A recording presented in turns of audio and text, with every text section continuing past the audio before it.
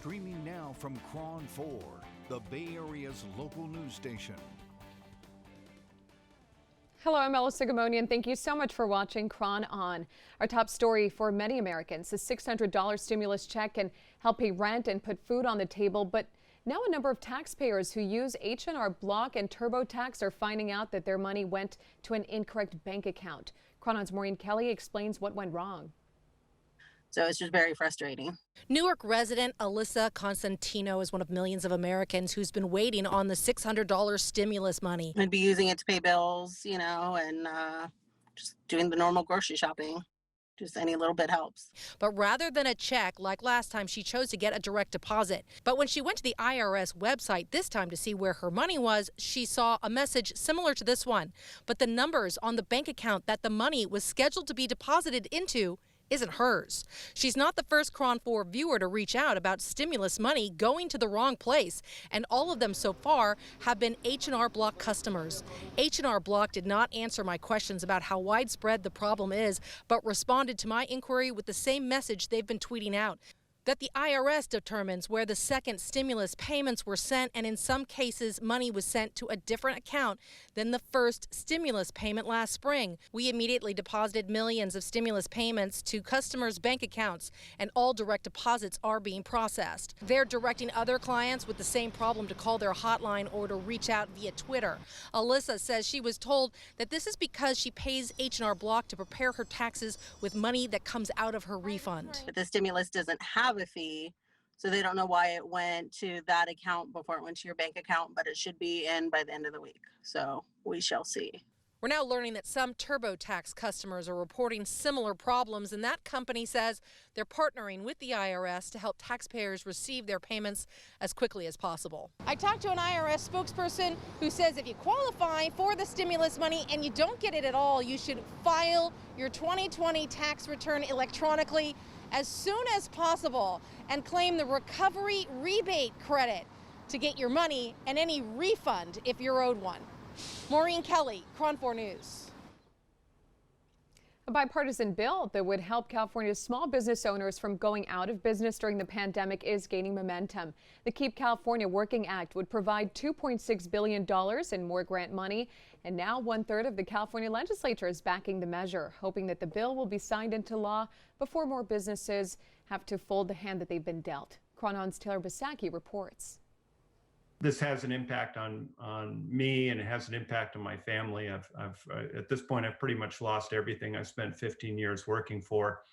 And I'll probably, it appears likely that I'll be spending the rest of my life deep in debt. Unfortunately, Sharky Laguana's story is one shared by a vast majority of Bay Area business owners as a result of closures from the pandemic. Laguana's president of the San Francisco Small Business Commission and also owns Bandago, a company that rents vans to touring musicians in an industry that's been decimated this past year. I don't know that the music business we've had since April would cover even one day's phone bill. In an effort to help, California senators recently introduced a bill called the Keep California Working Act that would provide $2.6 billion in grants for small businesses and nonprofits. While Laguana says this is a step in the right direction, he puts the reality of the situation simply. If your house is burning down and a fire truck shows up, you want to be grateful and thankful that the fire truck shows up and, hey guys, thanks for showing up. But if it's a really big fire and it's a really little fire truck, you might also want to say, hey guys, can you send for more help? And that's where we're at right now. Senator Dave Cortese of Santa Clara County says he supports this bill, but also says he and his colleagues will have to find ways to provide more aid. This grant program is a big step in the right direction. It's the right way to deal with it, to start supporting those businesses. It's late in the process, but it's late for a reason, because there just hasn't been resources available, especially at the state and local level, to do this kind of thing. That was Taylor Bisacki reporting for us. Small businesses over in Santa Clara County have a new lifeline to stay afloat. County leaders announced a low-interest loan program of up to $100,000. The program is for businesses with 50 or fewer full-time employees. Their total revenue from last year should be under $2.5 million and have lost at least 25% in revenue compared to a prior one-year period. Approved applicants can get their money as soon as 2 to 3 weeks after submitting their application. Now to a big story out of San Francisco. The man arrested for a hit-and-run crash that killed 2 women on New Year's Eve was in court for his arraignment. Troy McAllister pled not guilty but will remain in jail. Board supervisors Mandelman and Stefani believe that these deaths could have been prevented, and they're now calling for a hearing to review San Francisco's public safety protocols. McAllister was on parole after being released from state prison back in April and has since been arrested 5 times last year alone. Now in the aftermath, there is growing criticism over how San Francisco's top prosecutor handled previous cases involving McAllister, and a new campaign is calling for District Attorney Chesa Boudin to step down. San Francisco District Attorney Chesa Boudin announced several manslaughter charges on Tuesday against Troy McAllister, the man arrested for a deadly New Year's Eve crash that killed 2 women. Investigators say McAllister was behind the wheel of a stolen car when he ran a red light in the South of Market neighborhood, hitting and killing 60-year-old Elizabeth Platt and 27-year-old Hanako Abe, who were both in the crosswalk. At the time of the crash, McAllister was on parole, so the San Francisco Police Officers Association is calling for an independent oversight panel to review Boudin's criminal charging decisions. Meanwhile, San Francisco local Richie Greenberg, who is calling Boudin defiant and deflecting of his responsibilities, has launched an online petition for Boudin to step down. And so far, about 6,000 people who agree have signed it. He campaigned on a platform of what he called restorative justice, which is a very nebulous, strange term to many of us. So he is keeping true to his promise in a sense, but I think that this has gone way overboard, that there are destructive, very, very negative consequences that are being now borne out over this past year that we see. And it's time for him to go. The city cannot continue on the path that it's going right now. Boudin took to Twitter in defense, saying that he has met with the family of the victims and, quote, "Although, of course, no one predicted this tragedy, it is true that my office and other justice partners could have done things differently, which might have avoided this terrible outcome. I have to start with what we could have done differently in-house. We are carefully reviewing what happened and how the district attorney's office can work to prevent tragedies like this from occurring in the future. We are focused on 3 things as we move forward: holding Mr. McAllister accountable for the harm he caused, supporting the victims' families, and working internally in our office and along with our justice partners to make changes to prevent this kind of tragedy." And San Francisco Public Defender Manu Raju, whose office is representing McAllister, clarified that Boudin never represented him while working as public defender. He also rejected calls to revive what he says is a failed tough-on-crime rhetoric. And in his words said, "We cannot let opponents of a more fair and just criminal legal system exploit this loss of life to convince others that the system we've long relied upon is the best that we could do." There's also a growing effort to recall Governor Gavin Newsom amid the worsening pandemic. Organizers say they're closing in on nearly 1 million signatures so far. Supporters include former San Diego Mayor and Republican Kevin Faulconer. He says that it's clear California needs new leadership at the top. When we see the conflicting regulations that have come out of Sacramento, when we see continued issues all across California, skyrocketing homelessness, public schools are still not open safely, yet private schools are operating. 500,000 Californians can't get their unemployment checks in the midst of the pandemic. We need new leadership. We need to bring Californians together. Supporters need to gather a total of 1.6 million certified signatures by March 17th in order for the proposal to get on the ballot. Faulconer recently signed the petition himself, while his committee eyes a potential run sooner than 2022 if voters approve the recall. Now to developing news out of Wisconsin. No criminal charges. That's a decision from a Wisconsin prosecutor in the police shooting of Jacob Blake. A Kenosha police officer shot Blake in the back 7 times back in August while responding to a domestic dispute, leaving him paralyzed. The shooting led to combative demonstrations in the streets of Kenosha. Now city officials are urging calm following the DA's decision. Nicole Burley has the latest. No Kenosha law enforcement officer in this case will be charged with any criminal offense. After months of investigating, the Kenosha County, Wisconsin District Attorney today announcing there will be no charges filed in the August 2020 police-involved shooting of Jacob Blake. As a professional, I am called upon to talk about how to try this case in a real jury room, in a real courtroom. DA Michael Gravely says investigators determined officers attempted to detain Blake, including tasing him multiple times. Blake was ultimately shot 7 times by Officer Rustin Shesky. 4 of the wounds are to Jacob Blake's back, but 3 wounds are to Jacob Blake's left side. The DA says Blake was armed at the time, which he illustrated with enhanced freeze frames of video taken at the scene. It is absolutely incontrovertible that Jacob Blake was armed with a knife during this encounter. Uncontroversial. Most uncontrovertible because Jacob Blake, in all of the times he spoke to DCI, admits he possessed a knife. Blake was left partially paralyzed, his family speaking out shortly after the announcement. We, the Blake family, are asking this city, this county, this state, and this nation to rise up in a nonviolent civic uprising to let our friends and family know there's a new sheriff in town. Kenosha has seen months of protest since the shooting as the city braces for more unrest. Blake's family calling for justice. This is a slap in the face by Wisconsin government and the DA and etc. That it's happening. What has happened has perpetuated systemic racism. The putting off until wintertime. The 90 days that vanished in front of our face that has us here in the winter in the first place. Where was justice then? That was Nicole Burley reporting for us. The city had been bracing for that announcement. The National Guard was called out and businesses all across town had boarded up in anticipation of what might happen in response.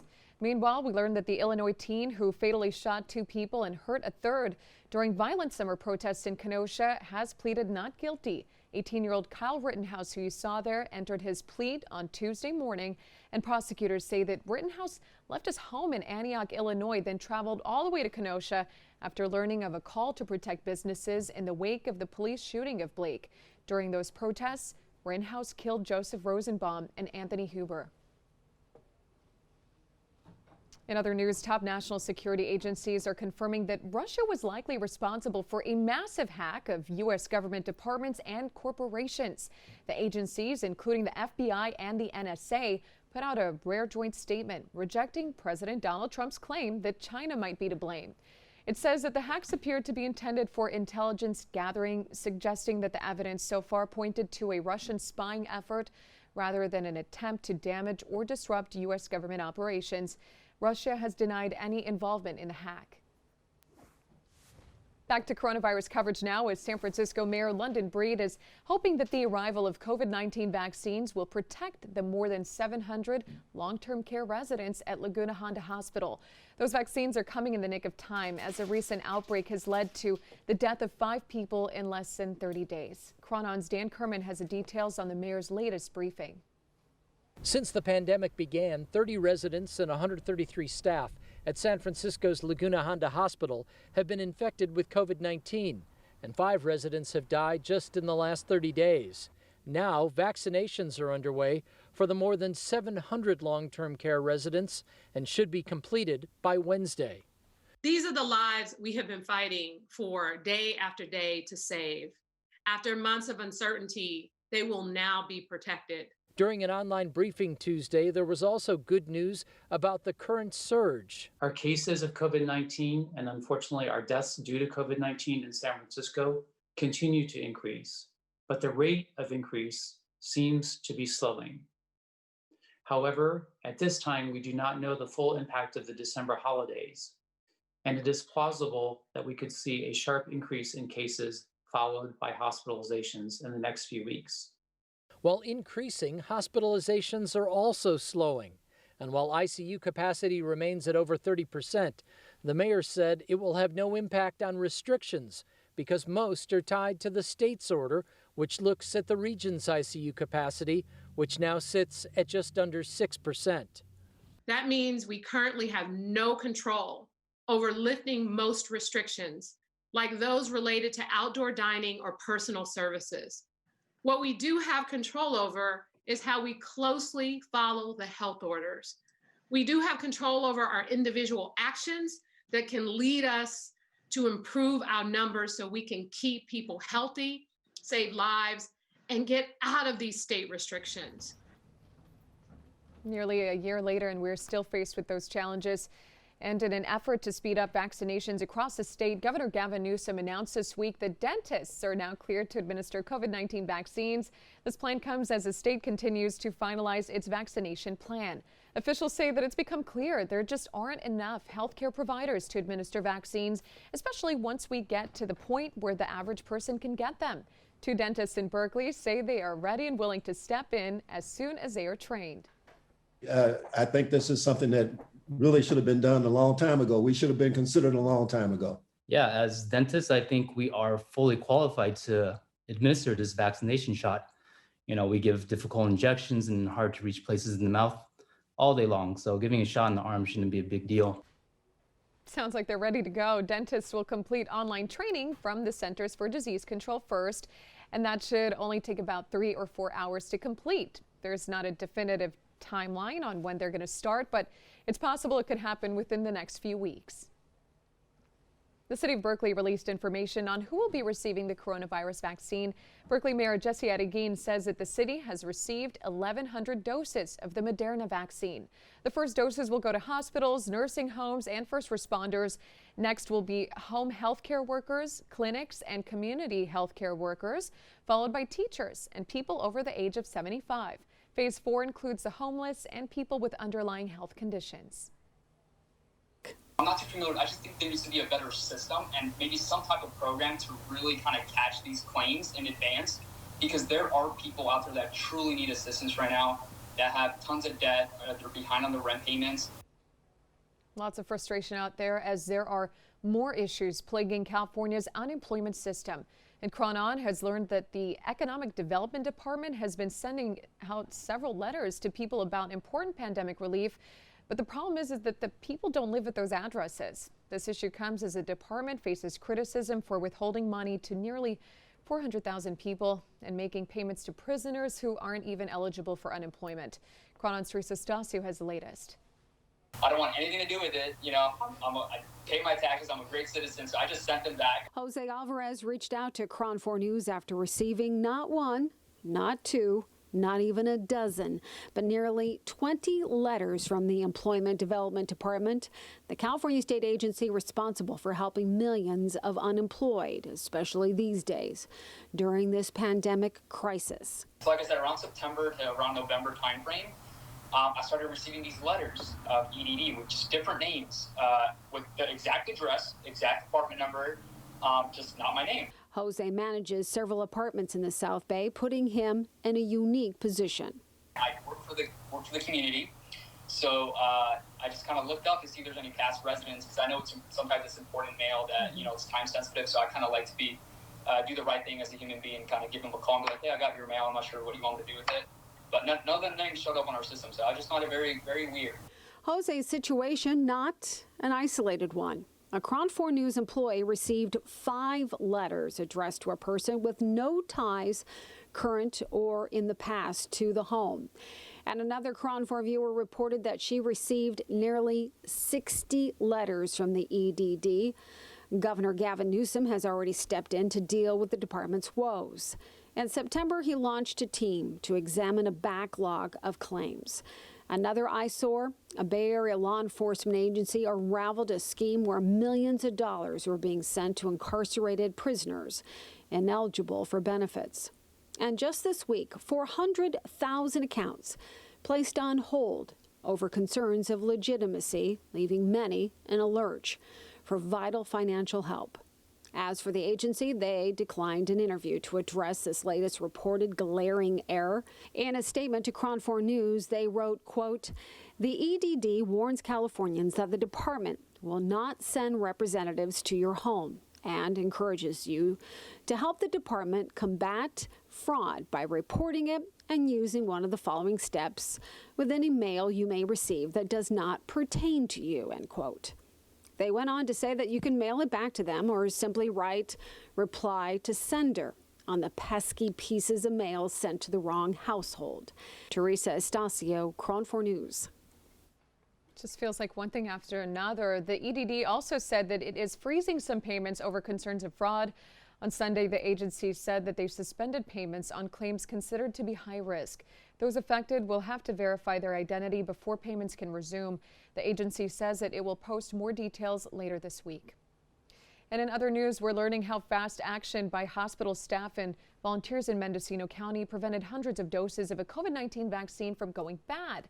A freezer system that was holding more than 800 doses of the vaccine ended up breaking, and those doses have to be stored at a very low temperature or they will no longer be usable. Lonnie Wong shows us what happened next.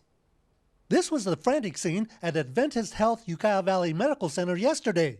Medical staff injecting a COVID vaccine as quickly as possible to essential workers. The recently distributed Moderna COVID-19 vaccine needs to be shipped at below freezing temperatures. It only remains usable for 12 hours after thawing out. But a refrigeration unit storing 830 doses failed, and hospital officials only found out at 8:30 yesterday morning. The Moderna vaccines in one of our freezers had been at room temperature since 2 a.m. A distribution plan was hastily created in 20 minutes using approved priority guidelines. Ukiah is relatively remote, and vaccines have to be distributed quickly. It was all hands on deck. We literally stopped everything to focus on this because this was a time crunch. Usually, vaccines are distributed in a controlled fashion to frontline workers first. Despite a hard deadline, not all doses went to hospital workers. Some of those went to the jail, some of those went to the city of Ukiah. And of course, focusing on the most vulnerable populations, we were able to get quite a few into the skilled nursing homes in the Ukiah Valley. At one point, protocols were eased. We've got to treat the vaccine as gold because this is a precious resource that should not be wasted. Rather than have vaccines go down the drain, we opened it up to the general public. Mission accomplished. By 1:45 p.m., less than 2 hours later, the doses were gone. In fact, about 200 people were turned away.